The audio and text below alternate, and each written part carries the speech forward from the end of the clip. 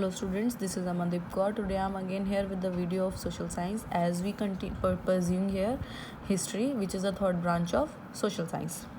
So when we start this chapter, we study about the how British come India to trade. जो Britishers थे वो India में trade करने के लिए आए थे because they are the Indian spices and the things like clothes cotton silk cardamom, spices like cardamom, chilies.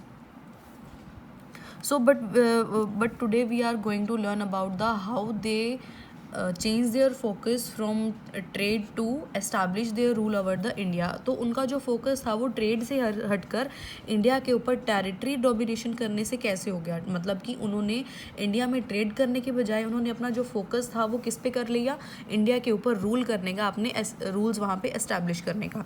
So watch this video carefully and after watch explain it one by one. So listen it carefully.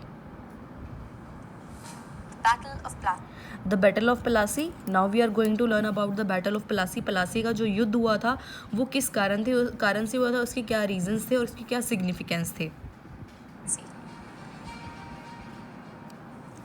The East India Company came to India in the 17th century for east India company जो थी वो India में कब आई, जो वो England से आए थे. ईस्ट इंडिया कंपनी जो थी वो इंडिया में आई थी 17th सेंचुरी में, मीन्स 1651 में. trade. For the trade. किस लिए आई थी वो? ट्रेड करने के लिए आई थी east India company. It established its first factory in 1651 in Bengal. After that they establish there first factory. उन्होंने अपनी फर्स्ट फैक्ट्री कहाँ पे एस्टैब्लिश की? इन बंगाल, हुगली रिवर के पास. In 1698, the company convinced Mughal officials into giving it zamindari. After that in 1698 in the 17th century जिसे हम बोलेंगे, company gets the zamindari rights. जो कंपनी थी उन्होंने जो वहाँ के रूलर्स थे, जो किंग्स हैं वहाँ से, उनसे उन्होंने अपने ज़मींदारी राइट्स मांगने शुरू कर दिए. जो भी उनके अधिकार होते थे वो मांगने शुरू कर दिए. Rights. It also persuaded the Mughal emperor Aurangzeb to grant it the right to trade duty free. उन्होंने औरंगज़ेब से ये भी अपील की, उन्होंने औरंगज़ेब से ये भी बोला कि उनको वहाँ पे जो ट्रेड है वो ड्यूटी फ्री करने दिया जाए. मींस उनसे किसी भी तरह का कोई टैक्स ना लिया जाए और उनकी जो भी जिस भी चीज़ का वो ट्रेड कर रहे हैं उसके ऊपर इंक्रीमेंट लगाए जाए, उसको मैक्सिमाइज किया जाए.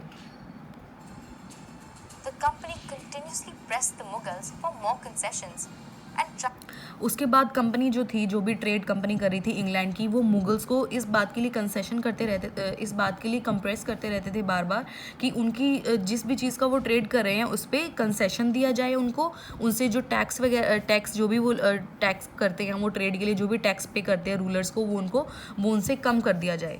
For instance, company officials refused to pay duty on their private trade, causing an enormous loss of revenue for Bengal. Through the early 18th century, the conflict between the company and the Nawabs of Bengal intensified. After that जो भी बंगाल में जो company थी, जो भी establish company हुई और वहाँ के जो रूलर थे, उनमें जो बैटल था वो धीरे धीरे जो भी उनकी एक्सक्यूजेस थे, कॉन्फ्लिक्ट थे, वो बढ़ते गए. Siraj ud Dowla, who became the Nawab of Bengal in 1756 means 18th century में सिराजुद्दौला जो था वो बंगाल का नवाब बन गया. 56 refused to grant the company concessions, demanded large tributes for the right to trade, denied the company any right to mint coins, and stopped it from extending its fortifications. The company was worried about his power and was keen to replace him with a puppet ruler who would willingly give them trade concessions and other privileges. So, it tried to replace Siraj ud Dowla with one of his rivals. This angered the Nawab. He ordered the company to pay. जो east India company थी वो वहाँ के जो Kings थे उनके rules से वो सेटिस्फाई नहीं थे. इसीलिए जो ईस्ट इंडिया कंपनी थी वो वहाँ के जो ओनर्स थे, जो रूलर्स थे, उनको वो चेंज करना चाहती थी. Its taxes and stop interfering in the political affairs of Bengal.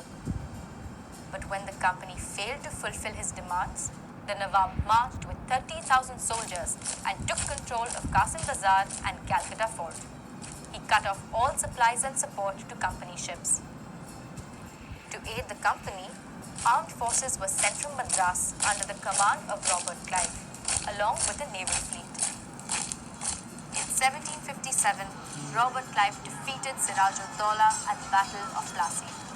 The main reason for the defeat was that a part of the Nawab's army, led by Mir Jafar, one of Siraj-ud-Daulah's commanders, never fought the battle. Clive had secretly battle of Plassey में जो rulers थे उनके हारने का main कारण क्या था, क्योंकि जो मीर जाफ़र था उनका युद्ध बैटल का जो led by Mir Jafar, one of Siraj-ud-Daulah's commanders, never fought the battle. Mir Jafar जो था वो जो बैटल था युद्ध जो था उसको वो ख़त्म नहीं कर पाया था, तो पलासी का युद्ध जो हारने का मेन कारण यही था. Clive had secretly managed to secure Mir Jafar's support by promising to make him the Nawab after defeating Siraj-ud-Daulah. The Battle of Plassey became famous because it was the company's first major victory in India. और बाद में जो battle of Palasi था वो famous क्यों हुआ, क्योंकि जो वहाँ के रूलर्स थे वो हार चुके थे और जो इंग्लैंड जो कंपनीज थी उन्होंने इंडिया के ऊपर विक्ट्री कर ली थी. Mir Jafar was placed on the throne as the company was still not willing to take administrative control of Bengal, its main objective being trade. Soon it realized that even puppet rulers were not always helpful, as they did not agree to all of the company's demands. After the death of Mir Jafar in 1765, the Mughal emperor appointed the company as the Diwan of Bengal, which allowed the company to use the vast revenue of Bengal. The outflow of gold from Britain to India stopped completely after the grant of Diwani. Now revenues from India itself could finance the company's expenses. Let's summarize the important events we have covered in this video. In 1651, the East India Company came to India. In 1698, the company got zamindari rights. Now let's summarize all these events. In 1651, the East India Company come to India to trade with the India's. The company in 1698 the company got the zamindar right from the Mughals. जो company थी east India company, उनसे Mughals जो rulers थे उनसे उनके जो भी rights थे कंपनी को वो मिल गए थे. From the Mughals.